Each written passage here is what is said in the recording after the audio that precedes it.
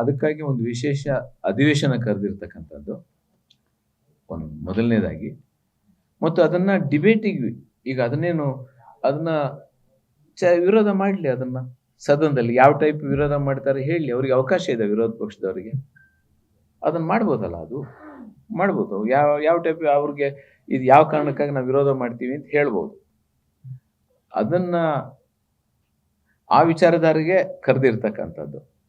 ನಾನು ಹೇಳ್ತಕ್ಕಂಥದ್ದು ಏನಂತ ಹೇಳಿದ್ರೆ, ಮನ್ರೇಗಾನ ಬಿಜೆಪಿಯವರು, ಮೋದಿಯವರು ಅರ್ಥನೇ ಮಾಡ್ಕೊಂಡಿಲ್ವಾ, ಅಥವಾ ಅವರಿಗೆ ಯಾರು ಆರ್ಥಿಕ ತಜ್ಞರು ಯಾರಿದ್ದಾರೆ ಅವ್ರ ಜೊತೆಗೆ, ಅವ್ರನ್ನ ಸ್ವಲ್ಪ ಅವರು ಒಂದು 8 ವರ್ಷ ಒಳಗೆ ಕಳ್ಸೋದು ಒಳ್ಳೇದು. ಎಲ್ಲರೂ ಯಾವ್ದಾದ್ರು ಒಂದು ಮೌಂಟ್ ಎವರೆಸ್ಟಿಗೆ ಇಲ್ಲ. ಯಾಕೆಂದ್ರೆ ನೀವು ಯೋಚನೆ ಮಾಡಿ, ಈ ದೇಶದಲ್ಲಿ 30 ಕೋಟಿ ಜನ ಉದ್ಯೋಗ ಇಲ್ದಿದ್ದವರಿದ್ದಾರೆ, ಹಸಿವಿನಿಂದ ಜನ ಇದ್ದಾರೆ.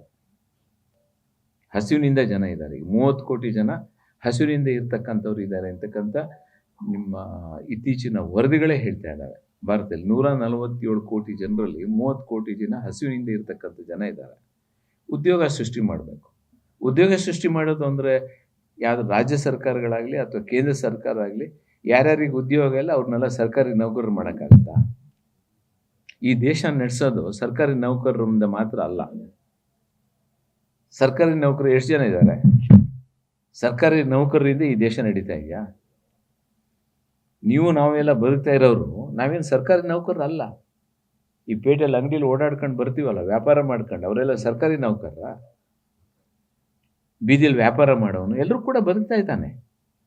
ಸರ್ಕಾರಿ ನೌಕರನ್ನ ನಮಗೆ ನೇಮಕ ಮಾಡಿ ಉದ್ಯೋಗ ಸೃಷ್ಟಿ ಮಾಡಬೇಕು ಅನ್ನೋದಿಲ್ಲ. ಆದರೆ ಸರ್ಕಾರಿ ನೌಕರಿ ಕೊಡದೇ ಆಗದೇ ಇರತಕ್ಕಂಥ ಸಂದರ್ಭದಲ್ಲಿ ಉದ್ಯೋಗ ಸೃಷ್ಟಿಗೆ ಏನು ಕಾರ್ಯಕ್ರಮ ಹಮ್ಮಿಕೊಂಡಿದ್ದೀವಿ ಅನ್ನೋದನ್ನ ಹೇಳಬೇಕು ಮೋದಿ ಮತ್ತು ಅವರ ಆರ್ಥಿಕ ನೀತಿಯವರು. ನಿರ್ಮಲಾ ಸೀತಾರಾಮನ್ ಅವರು ಖಾಸಗಿ ಉದ್ಯೋಗವನ್ನು ನಿರ್ಮಾಣ ಮಾಡೋದಕ್ಕೆ ಏನು ಕಾರ್ಯಕ್ರಮ ಹಾಕೊಂಡಿದ್ದಾರೆ? ಈಗ 12 ವರ್ಷ ಆಗೋಗ್ಬಿಡ್ತಲ್ಲ. ಈಗ ಏನು ಕಾರ್ಯಕ್ರಮ ಕೊಟ್ಟಿದ್ದಾರೆ? ಏನು ಕಾರ್ಯಕ್ರಮ ಕೊಟ್ಟಿಲ್ಲ. ಉದ್ಯೋಗ ಸೃಷ್ಟಿ ಮಾಡ್ತೀವಿ ಅಂತ ಹೇಳಿದ್ರು 12 ವರ್ಷಕ್ಕೆ 2 ಕೋಟಿ. ಅವ್ರು ಸರ್ಕಾರಿ ಉದ್ಯೋಗ ಕೊಡೋದು ಬೇಡ, ಖಾಸಗಿ ಉದ್ಯೋಗವನ್ನು ಸೃಷ್ಟಿ ಮಾಡ್ತಕ್ಕಂಥ ಆರ್ಥಿಕ ನೀತಿ ಏನಿದೆ? ಏನೂ ಇಲ್ಲ. ಈಗ ನನ್ನ ಸಮರ್ಥನೆ ಏನಿದೆ ಅಂತಂದರೆ, ಏನು ಮನ್ರೇಗಾ ಏನಿದೆ, ಮಹಾತ್ಮ ಗಾಂಧೀಜಿಯ ಕಾರ್ಯಕ್ರಮ ಏನಿದೆ, ಇದು ಆ್ಯಕ್ಚುಲಿ ಒಂದು socialist programme. It is a socialist programme. ಇಡೀ ಪ್ರಪಂಚದಲ್ಲಿ ಯಾವ ದೇಶದಲ್ಲೂ ಕೂಡ ಒಂದು ಕಾರ್ಯಕ್ರಮವನ್ನು ಕಾಯ್ದೆಯಾಗಿ ಮಾಡಿರ್ತಕ್ಕಂಥ ದೇಶದಲ್ಲಿ ಈಗ 190 ದೇಶಗಳಿದ್ದಾವೆ, ರೆಕಗ್ನೈಸ್ ಕಂಟ್ರೀಸ್. 93 ದೇಶಗಳಿದ್ದಾವೆ, ರೆಕಗ್ನೈಸ್ ಕಂಟ್ರೀಸ್ ಒಳಗೆ ಈ ರೀತಿದೊಂದು ಕಾರ್ಯಕ್ರಮ ಇಲ್ಲ.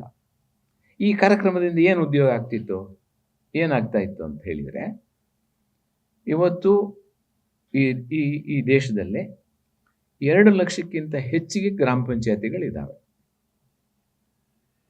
ನೀವು ಗೂಗಲಿಗೆ ಹೋಗಿ ನೋಡುತ್ತೆ, ಇನ್ನೂ ಹೆಚ್ಚಿಗೆ ಇರ್ಬೋದು. 2 ಲಕ್ಷಕ್ಕಿಂತ 924 ಜಿಲ್ಲೆಗಳಿದ್ದಾವೆ ಈ ದೇಶದಲ್ಲಿ. 2 ಲಕ್ಷಕ್ಕಿಂತ ಹೆಚ್ಚಿಗೆ ಗ್ರಾಮ ಪಂಚಾಯತಿಗಳಿದ್ದಾವೆ. 2004-2005ರಲ್ಲಿ ಈ ಗ್ರಾಮ ಪಂಚಾಯತಿಗಳಿಗೆ 76,000 ಕೋಟಿ ರೂಪಾಯಿಯನ್ನ ಮೀಸಲಾತಿ ಮಾಡಿದರು ಮನಮೋಹನ್ ಸಿಂಗ್ನವರು. ಮೀಸಲಾತಿ ಅಂದರೆ ಹಣನ ಮನ್ರೇಗಾಗೆ ಒದಗಿಸ್ಕೊಡ್ತಕ್ಕಂಥ ಪ್ರಯತ್ನ. ನಮ್ಮಲ್ಲಿ ಮೇಳಿಗೆ ಒಂದು ಗ್ರಾಮ ಪಂಚಾಯತಿಯಲ್ಲಿ 5-10 ಕೋಟಿ ಖರ್ಚು ಮಾಡಿದ್ದಾರೆ. ಅದಕ್ಕೆ ನ್ಯಾಷನಲ್ ಅವಾರ್ಡ್ ಬಂತು. ಮೇಳಿಗೆ ಒಂದು ಗ್ರಾಮ ಪಂಚಾಯತಿನಲ್ಲಿ ಒಂದು ನ್ಯಾಷನಲ್ ಅವಾರ್ಡ್ ಬಂದಿದೆ.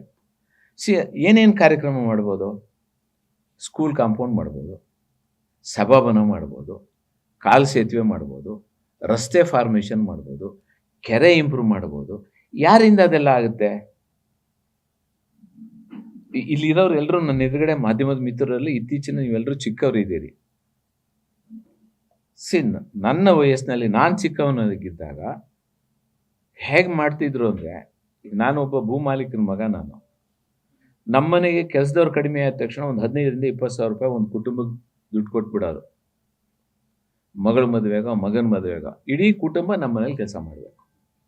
ಆ ಚಿಕ್ಕ ಹುಡುಗರು ನಮ್ಮ ಮನೆ ಕೆಲಸಕ್ಕೆ ಸ್ಕೂಲಿಗೆ ಹೋಗೋ ಪ್ರಶ್ನೆ ಏನಿಲ್ಲ. ಈ ರೀತಿಯ ವ್ಯವಸ್ಥೆ ಇತ್ತು. ಏನಾಗುತ್ತೆ, ಇವತ್ತು ಏನಾಗಿದೆ, 7ನೇ ಕ್ಲಾಸ್ ಓದ್ದವರು ಇದ್ದಾರೆ, ಕೆಲವರಿಗೆ ಜಮೀನಿದೆ, ಅವರಿಗೆ ವರ್ಷ ಇಡೀ ಊಟ ಹಾಕಲ್ಲ ಆ ಜಮೀನು. 1 ಎಕರೆ 30 ಗಂಟೆ 20 ಗಂಟೆ 5 ಗಂಟೆ 3 ತಿಂಗಳಿಗೆ ಆಗಷ್ಟು ಸ್ವಂತ ಕೆಲಸ ಮಾಡ್ಕೋಬೋದು, ಉಳಿದ ದಿನ ಅವ್ರು ಬೇರೆ ಕೆಲಸ ಮಾಡಿ ಬದುಕಬೇಕು.